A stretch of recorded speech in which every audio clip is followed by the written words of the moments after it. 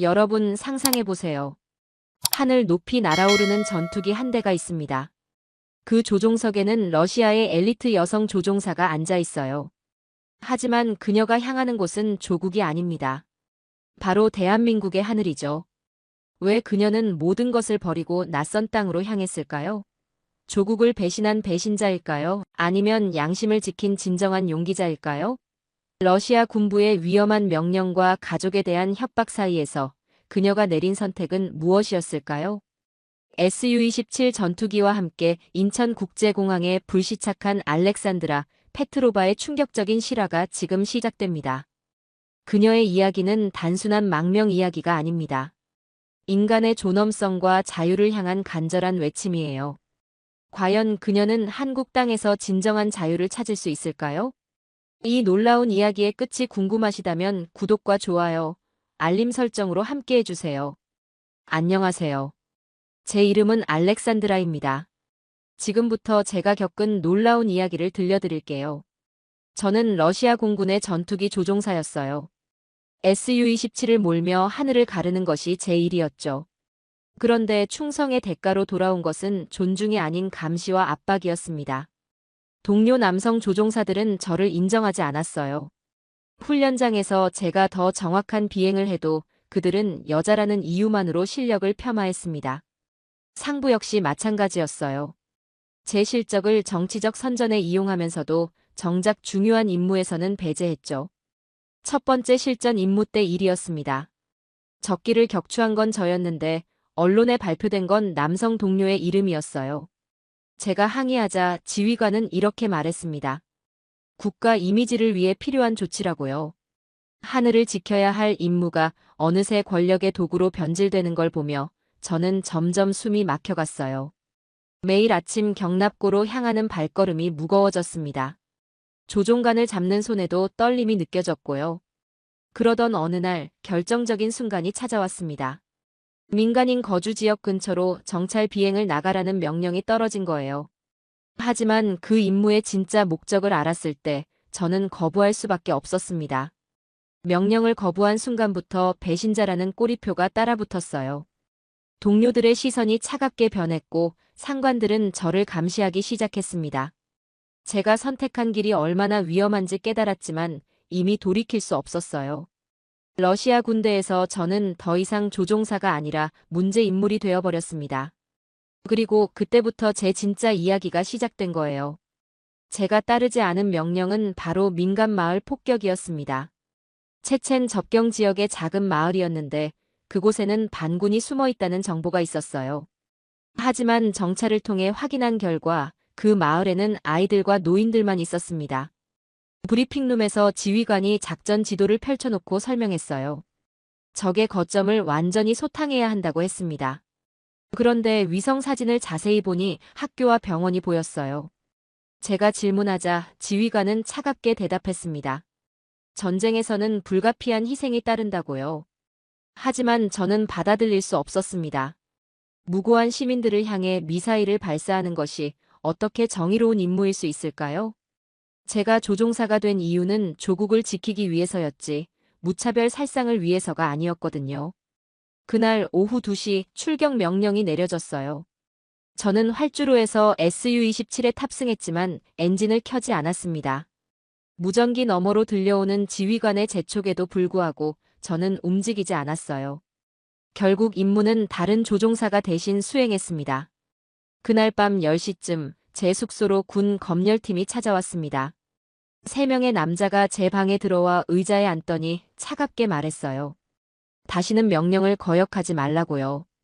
그리고는 제 책상 위 가족 사진을 가리키며 섬뜩한 미소를 지었습니다. 검열팀장이 천천히 입을 열었어요. 상트페테르부르크에 사는 제 어머니와 22살 여동생에 대해 상세히 알고 있다고 했습니다. 어머니가 매주 목요일마다 다니시는 심장 전문 병원 이름까지 정확히 말하더군요. 여동생이 다니는 상트페테르부르크 대학교 언어학과까지도요. 그중 한 명이 제 어깨에 손을 올리며 말했어요. 가족들이 매일 똑같은 시간에 똑같은 길을 다닌다고 했습니다. 어머니는 오전 9시에 집을 나서서 버스 정류장까지 걸어가시고 여동생은 오후 3시에 도서관에서 나와 지하철을 탄다고 했어요. 그들은 제게 분명히 경고했습니다. 다음번에는 반드시 명령에 따라야 한다고요.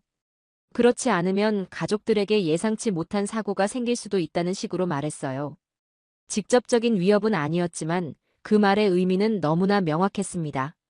사흘 뒤 또 다른 폭격 임무가 주어졌어요. 이번에는 우크라이나 접경 지역의 민간 시설이었습니다. 제가 망설이자 지휘관이 제 귀에 속삭였어요.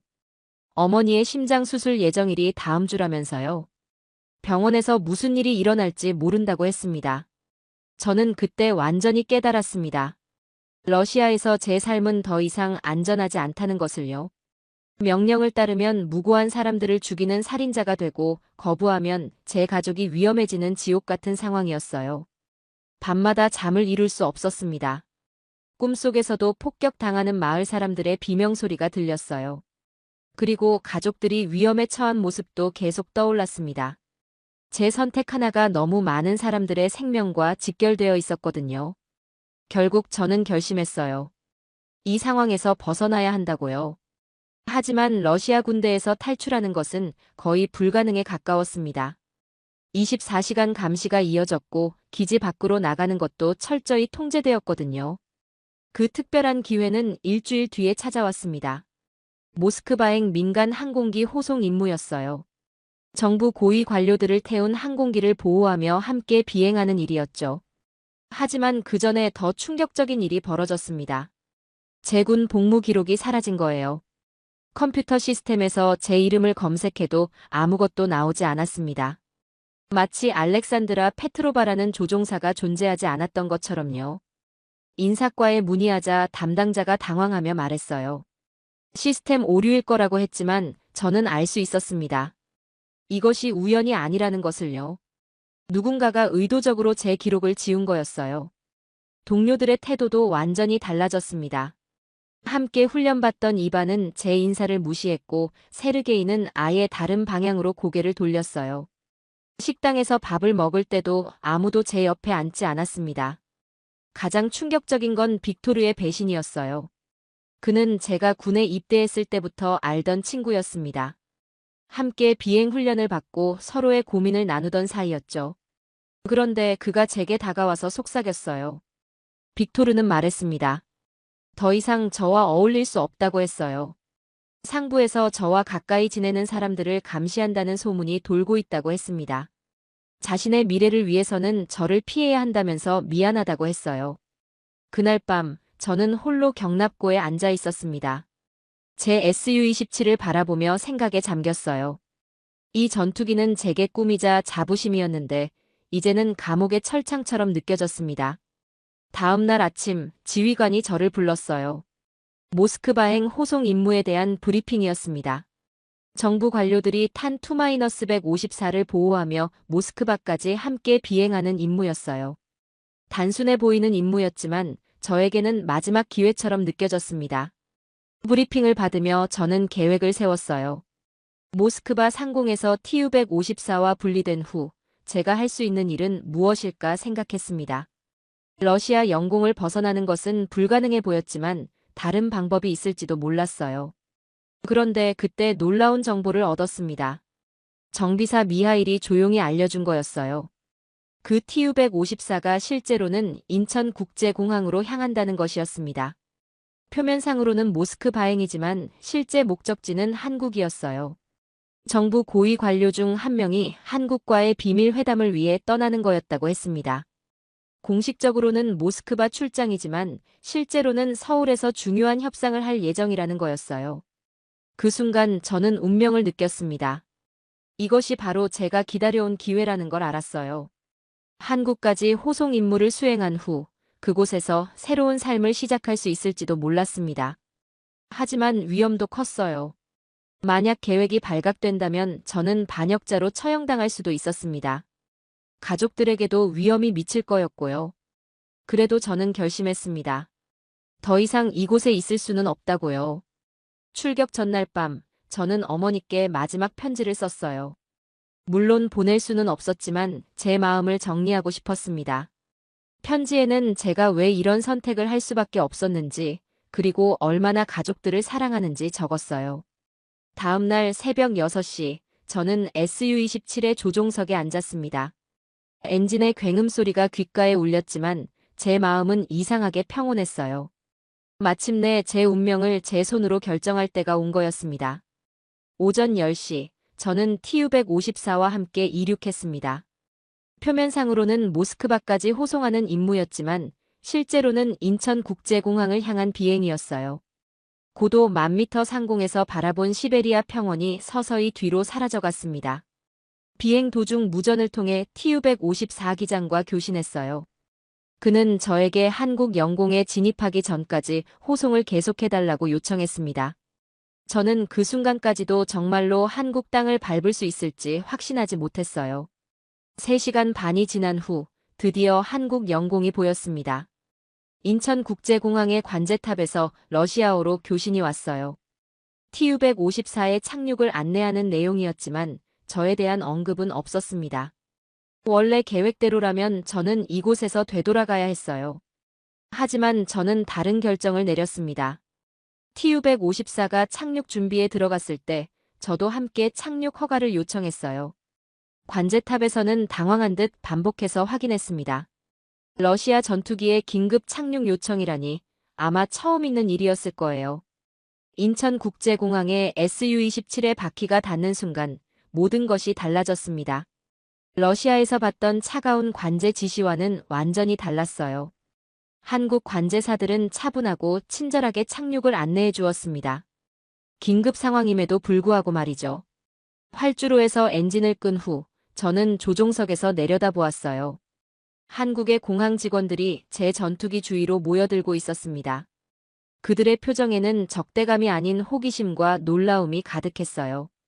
이런 상황은 러시아에서라면 상상할 수 없는 일이었습니다.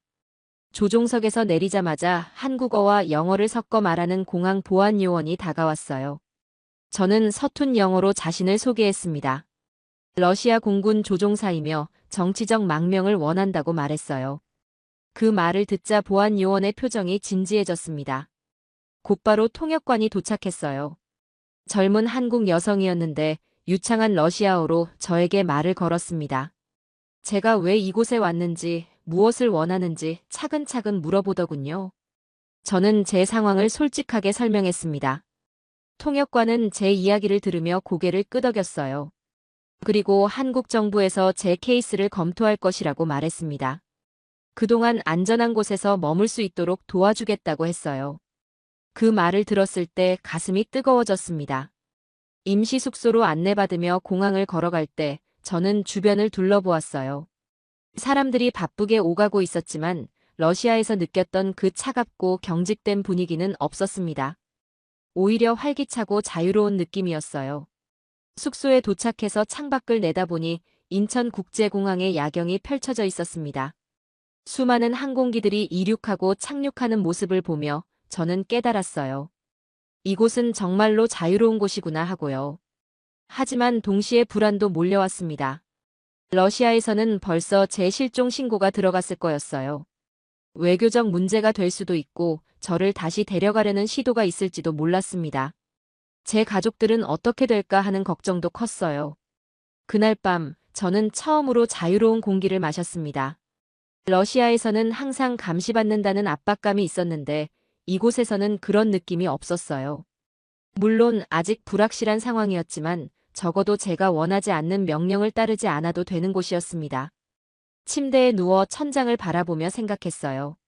제가 정말 올바른 선택을 한 걸까요? 조국을 떠나 낯선 땅에 온 것이 맞을까요? 하지만 곧 답을 찾았습니다. 무고한 사람들을 죽이는 것보다는 이곳에서 새로운 삶을 시작하는 게 훨씬 낫다고요. 한국의 첫날 밤, 저는 오랜만에 평온한 잠에 들었습니다. 다음 날 아침 7시, 저는 한국의 첫 아침을 맞았습니다. 창밖으로 들어오는 햇살이 러시아의 그것과는 달랐어요. 더 따뜻하고 희망적으로 느껴졌습니다. 오전 9시쯤 통역관이 다시 찾아왔어요. 김민정이라는 이름의 30대 여성이었는데 모스크바에서 유학했던 경험이 있다고 했습니다. 그래서인지 러시아 문화에 대해서도 잘 이해하고 있었어요. 김민정 씨는 저에게 한국에서의 절차에 대해 설명해 주었습니다. 정치적 망명 신청을 위해서는 여러 단계를 거쳐야 한다고 했어요. 하지만 걱정하지 말라고 했습니다.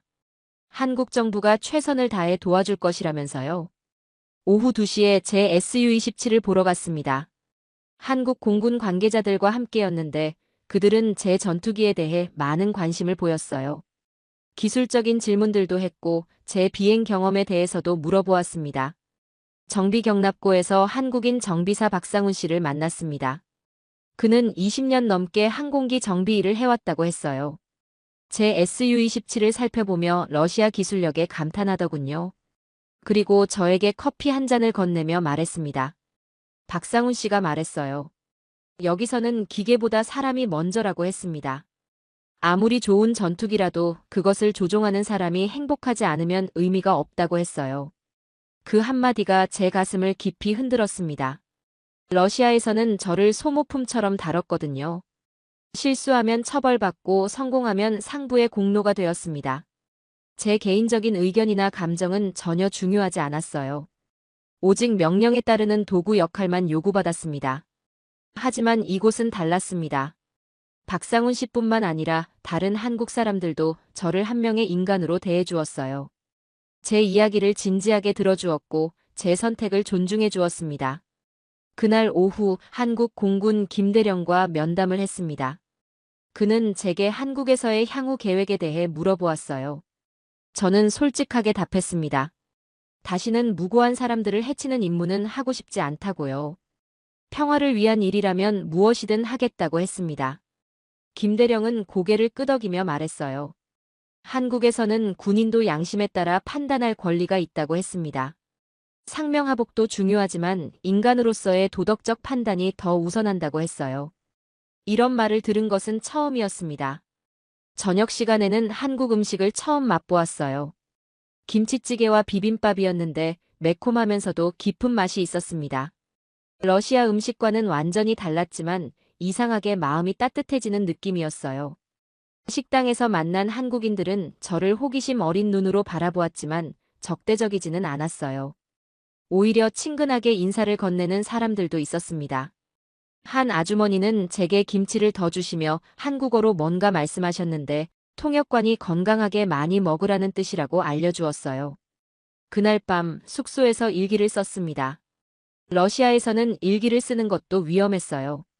누군가 읽을 수 있고 그것이 문제가 될 수 있었거든요. 하지만 이곳에서는 제 생각을 자유롭게 적을 수 있었습니다. 제가 쓴 일기의 마지막 문장은 이것이었어요. 오늘 처음으로 나라는 사람이 존중받는 느낌을 받았다고요. 러시아에서는 알렉산드라 페트로바라는 조종사만 있었지 한 명의 여성이자 인간인 저는 없었습니다. 하지만 한국에서는 달랐어요. 사람들이 제 이야기에 귀 기울여 주었고 제 선택을 이해해 주려고 노력했습니다. 제가 어떤 사람인지 무엇을 원하는지에 관심을 가져주었어요. 침대에 누워 생각해보니 이것이 바로 자유의 느낌이구나 싶었습니다. 두려움 없이 제 의견을 표현할 수 있고 강요받지 않고 선택할 수 있는 것. 그리고 무엇보다 한 명의 인간으로서 존중받을 수 있는 것이요. 한국에서의 둘째 날 밤, 저는 희망에 찬 마음으로 잠자리에 들었습니다. 한국에서의 평온한 시간은 오래가지 않았습니다. 사흘째 되는 날 오후 4시쯤 제가 머무는 숙소로 낯선 전화가 걸려왔어요. 한국어를 하는 사람이었지만 곧 러시아어로 바뀌었습니다. 전화를 받은 순간 등골이 서늘해졌어요. 익숙한 목소리였거든요. 모스크바 군 검열팀장 보리스 이바노프였습니다. 그의 차갑고 무감정한 목소리가 수화기 너머로 들려왔어요. 보리스는 단도직입적으로 말했습니다. 당장 러시아로 돌아오지 않으면 제 가족이 위험해진다고 했어요. 어머니와 여동생이 어떻게 될지 모른다는 식으로 협박했습니다. 제가 한국에 있다는 것을 정확히 알고 있었어요. 그는 구체적으로 말했습니다. 어머니가 어제 심장병 검사를 받으러 병원에 가셨는데 의사가 갑자기 바뀌었다고 했어요. 그리고 여동생이 다니는 대학교에 새로운 교수가 부임했다고 했습니다. 모든 것이 우연이 아니라는 뜻이었죠. 저는 손이 떨리는 것을 느꼈습니다. 하지만 이번에는 굴복하지 않았어요. 보리스에게 말했습니다. 더 이상 러시아의 부당한 명령을 따르지 않겠다고요. 무고한 사람들을 죽이는 일은 절대 하지 않겠다고 했습니다. 보리스가 비웃으며 말했어요. 그럼 가족들이 어떻게 되든 상관없다는 거냐고 했습니다. 제가 선택할 수 있는 시간은 일주일뿐이라고 했어요. 그때까지 돌아오지 않으면 어떤 일이 일어날지 장담할 수 없다고 했습니다. 전화를 끊은 후 저는 한동안 말을 할 수 없었어요. 김민정 통역관이 제 상태를 보고 걱정스러운 표정을 지었습니다. 저는 그녀에게 상황을 설명했고 그녀는 즉시 한국 정보부에 연락을 취했어요. 1시간 후 한국 국가정보원의 이 과장이라는 분이 찾아왔습니다. 그는 제게 안심하라고 말했어요. 한국 정부가 저를 보호할 것이라고 했습니다. 하지만 가족들의 안전은 어떻게 보장할 수 있을까요? 이 과장은 설명했습니다. 이미 국제기구를 통해 러시아에 공식 항의를 했다고 했어요. 정치적 망명자의 가족에 대한 보복은 국제법 위반이라고 했습니다. 하지만 러시아가 그런 법을 지킬지는 의문이었어요. 그날 밤 저는 잠을 이룰 수 없었습니다. 어머니와 여동생의 얼굴이 계속 떠올랐어요. 제가 자유를 위해 선택한 길이 가족들을 위험에 빠뜨린 것일까요? 제가 너무 이기적이었던 건 아닐까요? 다음 날 아침 또 다른 전화가 걸려왔습니다. 이번에는 러시아 대사관에서였어요. 외교관이라고 소개한 사람이 정중하게 말했습니다. 제가 러시아로 돌아가면 모든 것을 용서해 주겠다고 했어요. 그 외교관은 달콤한 제안을 했습니다. 승진도 시켜주고 더 좋은 부대로 배치해 주겠다고 했어요. 가족들도 모스크바로 이주시켜 더 나은 생활을 할 수 있게 해주겠다고 했습니다. 하지만 저는 그들의 거짓말을 알고 있었어요. 러시아에서는 한번 배신자로 찍힌 사람은 절대 용서받지 못합니다. 겉으로는 용서하는 척하지만 언젠가는 반드시 대가를 치르게 만들어요. 제가 돌아간다면 가족들과 함께 감시받으며 살아야 할 것이 뻔했습니다. 오후에는 한국 언론에서 제 이야기가 나왔다는 소식을 들었어요. 러시아 여성 조종사의 망명 소식이 뉴스에 보도된 거였습니다. 이제 전 세계가 제 상황을 알게 된 거예요. 돌이킬 수 없는 강을 건넌 기분이었습니다. 김민정 통역관이 저를 위로해 주었어요. 국제적인 관심이 오히려 저와 가족들을 보호하는 역할을 할 것이라고 했습니다. 러시아도 세계의 이목이 집중된 상황에서는 함부로 행동할 수 없을 거라고 했어요. 하지만 저는 여전히 불안했습니다. 러시아 정보부의 협박은 단순한 위협이 아니었거든요. 그들은 정말로 실행에 옮길 수 있는 사람들이었어요. 어머니와 여동생이 정말 안전할까요? 그날 저녁, 저는 한국 정부에 요청했습니다. 제 가족들을 한국으로 데려올 방법이 없을까요? 이 과장은 노력해보겠다고 했지만 쉽지 않을 것 같다는 표정이었어요. 러시아가 그들의 출국을 허락할 리 없었거든요. 침대에 누워 천장을 바라보며 생각했습니다. 제가 정말 올바른 선택을 한 것일까요? 자유를 얻는 대신 가족들을 위험에 빠뜨린 건 아닐까요? 하지만 곧 다른 생각이 들었어요. 만약 제가 러시아에 남아 있었다면 어떻게 되었을까요? 계속해서 민간인들을 죽이는 임무를 수행해야 했을 거예요. 그것은 제가 절대 할 수 없는 일이었습니다. 어떤 대가를 치르더라도 양심을 지키는 것이 맞다고 생각했어요. 러시아의 그림자가 한국까지 따라왔지만 저는 굴복하지 않기로 결심했습니다. 러시아의 협박에도 불구하고 한국에서의 일상은 제 마음을 조금씩 바꿔놓고 있었습니다. 넷째 날 아침 김민정 통역관과 함께 서울 시내를 구경하러 나갔어요. 처음으로 한국의 진짜 모습을 볼 수 있는 기회였습니다. 지하철역에서 본 광경이 충격적이었어요. 러시아에서는 상상할 수 없는 질서적 연함이었습니다. 사람들이 줄을 서서 기다리고 먼저 내리는 사람을 배려한 후에 탑승했어요. 누가 감시하지 않아도 스스로 질서를 지키는 모습이 놀라웠습니다. 지하철 안에서도 마찬가지였어요. 노약자석은 정말로 노인분들과 임신부들을 위해 비워두었고 큰 소리로 전화하는 사람도 없었습니다. 모든 사람이 서로를 배려하며 생활하고 있었어요. 이런 시민의식을 본 것은 처음이었습니다. 명동에서 점심을 먹었는데 식당 아주머니가 저에게 특별히 친절하게 대해주셨어요. 제가 러시아에서 온 손님이라는 걸 아시고는 더 많은 반찬을 주시며 맛있게 먹으라고 하셨습니다. 김민정 씨가 통역해주니 아주머니는 러시아 사람들도 한국 음식을 좋아하는지 궁금하다고 하셨어요. 오후에는 한국전쟁 기념관을 방문했습니다. 전쟁의 참혹함을 보여주는 전시물들을 보며 저는 깊이 생각하게 되었어요.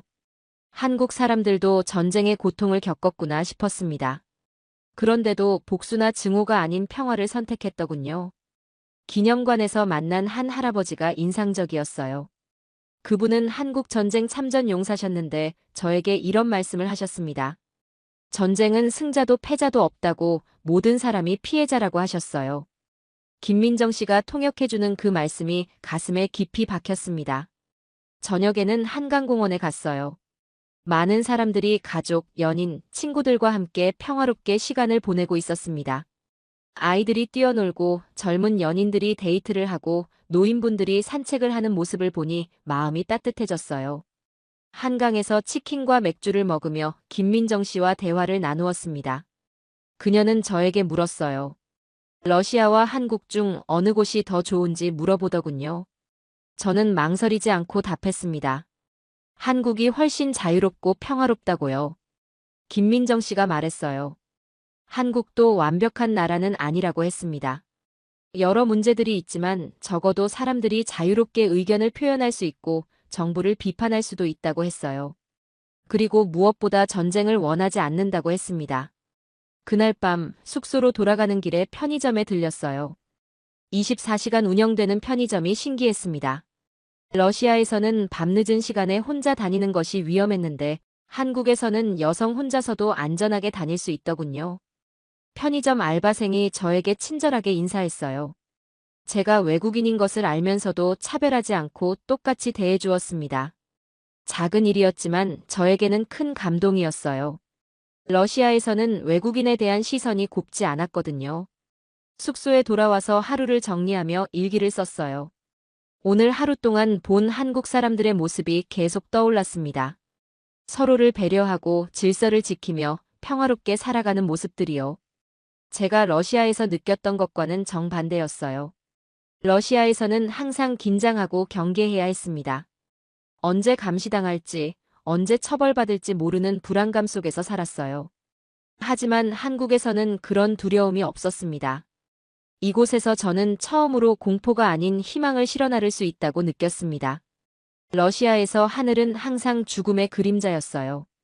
폭격 임무를 나갈 때마다 누군가의 생명을 빼앗아야 한다는 무게감이 짓눌렀습니다. 하지만 한국에서 바라본 하늘은 달랐어요. 더 이상 죽음의 그림자가 아니라 새로운 미래로 이어지는 길처럼 보였습니다. 이곳에서라면 제가 정말 원하는 삶을 살 수 있을 것 같았어요. 물론 아직도 가족 걱정은 컸습니다. 러시아의 협박도 계속되고 있었고요. 하지만 한국에서 경험한 이 자유로운 일상이 저에게 용기를 주었어요. 이런 평화로운 삶이 가능하다는 것을 알게 된 거죠. 침대에 누워 창밖을 내다보니 서울의 야경이 아름답게 펼쳐져 있었습니다. 네온사인들이 화려하게 빛나고 늦은 시간에도 사람들이 자유롭게 거리를 다니고 있었어요. 이 모든 것이 평화 때문에 가능한 일이라는 생각이 들었습니다. 그날 밤 저는 확신했어요. 제가 한 선택이 옳다는 것을요. 한국에 온 지 일주일째 되는 날, 운명적인 순간이 찾아왔습니다. 오전 10시에 한국 국가정보원 이 과장이 긴급하게 저를 찾아왔어요. 그의 표정이 심각해 보여 불안한 마음이 들었습니다. 이 과장은 두 장의 문서를 제 앞에 놓았습니다. 하나는 러시아 대사관에서 보낸 공식 소환장이었어요. 즉시 러시아로 돌아와 군사법정에 출석하라는 내용이었습니다. 만약 응하지 않으면 국제수배령을 내리겠다고 협박하고 있었어요. 다른 하나는 한국 공군에서 보낸 제안서였습니다. 한국에서 항공교육교관으로 일할 기회를 주겠다는 내용이었어요. 정식 망명 절차가 완료되면 한국 국적을 취득할 수 있고 가족들도 한국으로 초청할 방법을 찾아보겠다고 했습니다. 이 과장이 설명했어요. 러시아 정부가 외교적 압력을 강화하고 있다고 했습니다. 제 SU-27 반환도 요구하고 있고 저를 군사기밀 유출 혐의로 고발하겠다고 위협하고 있다고 했어요. 상황이 복잡해지고 있었습니다. 하지만 동시에 좋은 소식도 있었어요. 국제인권단체에서 제 사례에 관심을 보이고 있다고 했습니다. 양심적 병역 거부와 정치적 망명의 권리를 보호해야 한다는 성명서도 발표했다고 했어요. 전 세계의 지지를 받고 있다는 뜻이었습니다. 점심시간에 김민정 통역관과 함께 마지막 상담을 했어요. 그녀는 저에게 솔직하게 말했습니다. 어떤 선택을 하든 쉽지 않을 것이라고 했어요. 러시아로 돌아가면 처벌받을 가능성이 크고 한국에 남으면 가족과 헤어져야 할지도 모른다고 했습니다. 하지만 김민정 씨는 덧붙였어요. 중요한 것은 제 양심이라고 했습니다. 어떤 선택이 제 가치관에 맞는지, 어떤 삶이 진짜 제가 원하는 것인지 생각해 보라고 했어요. 그 말이 깊은 울림을 주었습니다. 오후 2시, 저는 혼자만의 시간을 가졌습니다. 숙소 옥상에 올라가 서울 시내를 내려다보며 깊이 생각해 보았어요. 지난 일주일 동안 경험한 모든 것들이 머릿속을 스쳐 지나갔습니다. 러시아에서의 억압적인 군 생활이 떠올랐어요. 무고한 민간인들을 폭격하라는 명령, 동료들의 차가운 시선, 가족에 대한 협박까지. 그곳에서 저는 한 명의 인간이 아니라 단순한 도구였습니다. 반면 한국에서는 달랐어요. 사람들이 저를 존중해 주었고 제 선택을 이해해 주려고 노력했습니다. 박상훈 정비사의 말이 다시 떠올랐어요. 기계보다 사람이 먼저라고 했던 그 말이요. 오후 4시쯤 어머니로부터 국제전화가 왔습니다. 러시아 당국의 감시 하에 걸려온 전화였지만 어머니의 목소리를 들을 수 있어서 감사했어요. 어머니는 제가 안전하기만 하면 된다고 하셨습니다. 어머니가 말씀하셨어요. 제가 옳다고 생각하는 길을 가라고 하셨습니다. 비록 멀리 떨어져 있어도 항상 제 편이라고 하셨어요. 여동생도 전화를 바꿔받아 언니가 자랑스럽다고 말했습니다. 그 순간 눈물이 났어요. 저녁 6시, 드디어 결정의 시간이 왔습니다. 한국 정부 관계자들과 러시아 대사관 직원들이 모두 모인 자리에서 제 선택을 발표해야 했어요. 모든 사람들의 시선이 저에게 집중되었습니다. 저는 망설임 없이 한국을 선택했습니다. 마이크 앞에 서서 분명하게 말했어요. 대한민국에서 새로운 삶을 시작하겠다고 했습니다. 더 이상 무고한 사람들을 해치는 일은 하지 않겠다고 선언했어요. 러시아 대사관 직원들은 차가운 표정으로 자리를 떠났습니다. 하지만 한국 관계자들은 따뜻하게 박수를 쳐주었어요. 김민정 통역관은 제 손을 잡으며 잘했다고 말해주었습니다. 그날 밤 저는 제 인생에서 가장 중요한 결정을 내린 것에 대해 생각해 보았어요. 이제 저는 조국의 도구가 아니라 사람을 먼저 생각하는 조종사가 되고 싶었습니다. 한국에서 젊은 조종사들에게 기술뿐만 아니라 인간성도 가르치고 싶었어요. 러시아는 저를 배신자라고 부를 것입니다. 하지만 저는 알고 있어요. 진짜 배신은 사람을 버리는 것이라는 걸요. 그리고 그런 잘못된 길을 따르는 것이야말로 진정한 배신이라는 것을요. 한국에서의 첫째 주가 끝나갈 무렵, 저는 새로운 꿈을 품었습니다. 이곳에서 평화를 지키는 조종사가 되고 싶다는 꿈을요. 전쟁이 아닌 평화를 위해, 파괴가 아닌 보호를 위해 하늘을 나는 조종사가 되고 싶었습니다. 창밖으로 보이는 인천국제공항의 불빛들이 희망처럼 반짝이고 있었어요. 여러분, 알렉산드라 페트로바의 이야기는 어떠셨나요? 한 명의 여성이 보여준 용기와 신념이 얼마나 대단한지 느끼셨을 것입니다. 그녀는 러시아에서 배신자라 불렸지만 우리는 알고 있습니다. 진정한 배신은 무고한 생명을 해치는 것이고 진정한 용기는 양심을 지키는 것이라는 걸요. 대한민국이라는 자유로운 땅에서 그녀는 새로운 삶을 시작할 수 있었습니다. 이것이 바로 우리나라의 힘입니다. 어떤 국적이든 어떤 배경이든 인간의 존엄성을 인정하고 보호하는 나라. 자유와 평화의 가치를 실현하는 나라 말이에요. 알렉산드라의 선택은 단순히 개인의 결정이 아니었습니다. 인류 보편적 가치인 평화와 인권을 선택한 것이었어요. 그리고 그런 선택이 가능한 나라가 바로 대한민국이었습니다. 우리는 이런 자유로운 나라의 국민이라는 것을 자랑스러워해야 합니다. 해야 합니다. 해야 합니다. 해야 합니다.